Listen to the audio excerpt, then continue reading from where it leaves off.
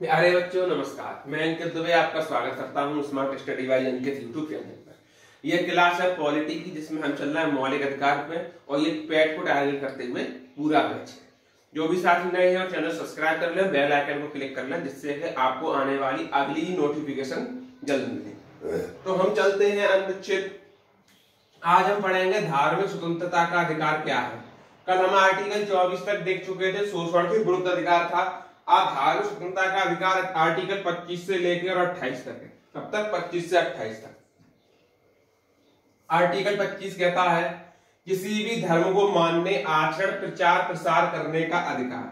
सरकार धार्मिक मामलों को नियंत्रित करने के लिए 3 प्रकार से हस्तक्षेप कर सकती है: समाज कल्याण, सुधार और स्वास्थ्य। इसका मतलब पूरा क्या है? जैसे हम किसी भी धर्म को मानते हैं, हिंदू धर्म को हिंदू मानेंगे, मुस्लिम धर्म को मुस्लिम मानेंगे, उनका प्रचार करेंगे और प्रसार करेंगे, तो ये तो स्वतंत्रता उनको है। ये चीज हमने यहां तक हम पहुंच गए कि ऐसे है। अब सरकार कैसे धार्मिक मामलों में हस्तक्षेप कर सकती है?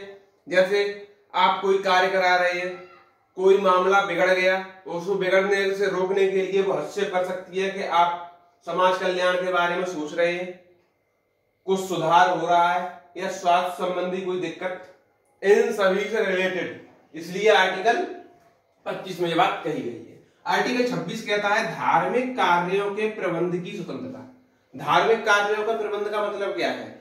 जैसे हम लोग हिंदू हैं तो हम क्या कराएंगे? रामायण करा लेते हैं, महाभारत करा लेते हैं, ठीक है, गीता पढ़ेंगे या फिर भागवत पढ़ेंगे, तो ये सब क्या है? धार्मिक कार्य। मुसलमान हो गए तो कुरान पढ़ेंगे, तो उनके धार्मिक अधिकार है। उनका धार्मिक कार्यों के प्रबंध के लिए स्वतंत्रता दी गई है। कोई भी धार्मिक संस्था की स्थापना प्रशासन का अधिकार, यानी स्थापना कर सकता है और प्रशासन कर सकता है कि हमने धार्मिक संस्था खोली है, अब हम बच्चों को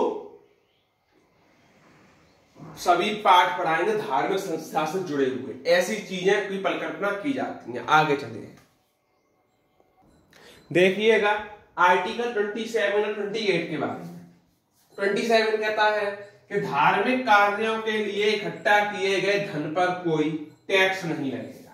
टैक्स को बोलते हैं जो एक शुल्क होता है बढ़िया वाला, वो नहीं लगेगा। हालांकि थोड़ा बहुत फीस लग सकती है, यानी कि 2-4 रुपए अलग बात कर लो, लेकिन जो टैक्स होता है कि आपको भुगतान करना ही करना है, वो नहीं लगेगा। तो बस यही चीज याद रखनी है कि टैक्स फ्री है। आप ऐसे पकड़ लें कि धार्मिक कार्य स्वतंत्रता चली रही है धार्मिक कार्य में, और टैक्स फ्री किसी भी धन पर, ठीक। आर्टिकल 28 क्या कहता है? 2 चीजें हैं इसमें। राज्य द्वारा स्थापित किसी भी शिक्षण संस्थान में धर्म संबंधी कोई भी शिक्षा नहीं दी जाएगी। अच्छा, तो फिर दी कहां जाएगी? तो वो ट्रस्ट द्वारा दी जाएगी, यानी कि राज्य द्वारा ना देकर ट्रस्ट द्वारा स्थापित शिक्षण संस्थान में धर्म संबंधी शिक्षा दी जाएगी। आपसे क्वेश्चन पूछा जा सकता है कि निम्न कथनों में सही कौन सा है? राज्य द्वारा धर्म संबंधी शिक्षा दी जाएगी और ट्रस्ट द्वारा धर्म संबंधी शिक्षा दी जाएगी। 1 सही 2 सही, तो इस तरीके से क्वेश्चन आ जाता है। इसलिए ये दोनों पॉइंट आपको याद रखनी है, ठीक। अब चलते हैं अगले पॉइंट पर। देखिएगा संस्कृति और शिक्षण संबंधी अधिकार की हम बात कर लेते हैं। क्या है? अनुच्छेद 29 में 2 पार्ट, अनुच्छेद 30 में 1 पार्ट। इसमें क्या कह रहा है ये देख लेते हैं। पहला है किसी भी अल्पसंख्यक को भाषा, लिपि, संस्कृति संरक्षित रखने का अधिकार है।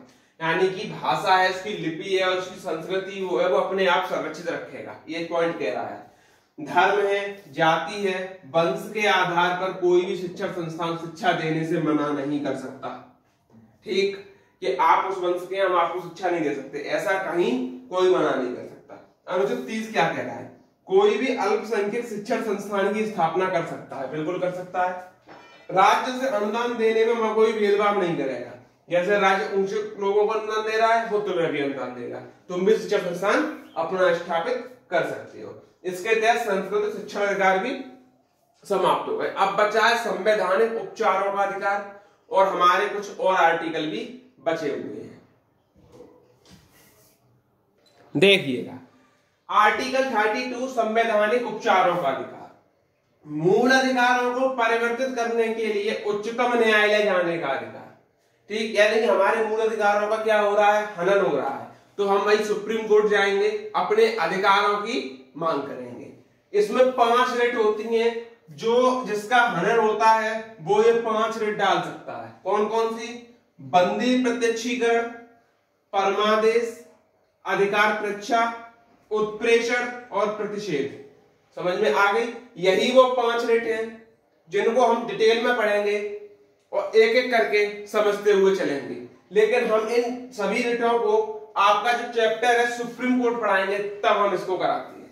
अभी इसको हम नहीं करा रहे। क्यों? क्योंकि उसमें जब सुप्रीम कोर्ट में परिवर्तित होते हैं तो उसके साथ उसको ले लिया जाएगा। अब हम चलते हैं, जो हमारे बच्चे बच्चे आर्टिकल रह गए उनको समाप्त कर लेते हैं। ठीक, इसी के साथ ये चैप्टर फिनिश हो जाएगा। देखते हैं आर्टिकल 12, जो कि हमने बताया था लास्ट में कराए जाएंगे आपके बच्चे कुछ आर्टिकल। इसमें कुछ नहीं, राज्य की परिभाषा दी हुई है और आपको कुछ याद नहीं रखना, केवल ये देखना है कि आर्टिकल 12 क्या है, तो राज्य की परिभाषा।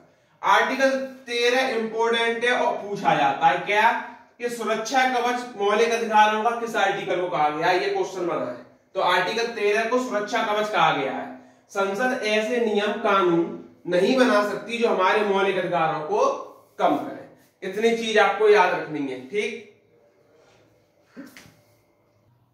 देखिए आर्टिकल 31 क्या कहता है, इसको समझ लेना। आर्टिकल 31 कहता है आपका संपत्ति का अधिकार। ठीक, लेकिन अब ये मौलिक अधिकार की सूची में नहीं है, जिसे मौलिक अधिकार के हटा दिया गया है और इसे बना दिया गया 44वें संविधान संशोधन अधिनियम। ये अमेंडमेंट याद रखना है किसके द्वारा हटाया गया, तो 44वें संविधान संशोधन अधिनियम 1978 के द्वारा हटाया गया। ये क्वेश्चन सीधा बना है कि किस अधिकार को मूल अधिकार की श्रेणी से हटा दिया गया। इसे कानूनी अधिकार बना दिया गया और आर्टिकल में भेज दिया 300A आर्टिकल में। अभी 31 में नहीं है, था 31 में, अब 300A में है। लेकिन आपको याद रखना है 31 में किसके बारे में है, तो है संपत्ति के अधिकार में, जो कि ट्रांसफर कर दिया गया है। अनुच्छेद 33, संसद को शक्ति है, राज्य विधानमंडल को नहीं है। किस बात की? कि वह सेना, मिलिट्री, पुलिस, CBI के अधिकारों पर प्रतिबंध लगाएं ताकि वे अपने कर्तव्यों को ना भूलें।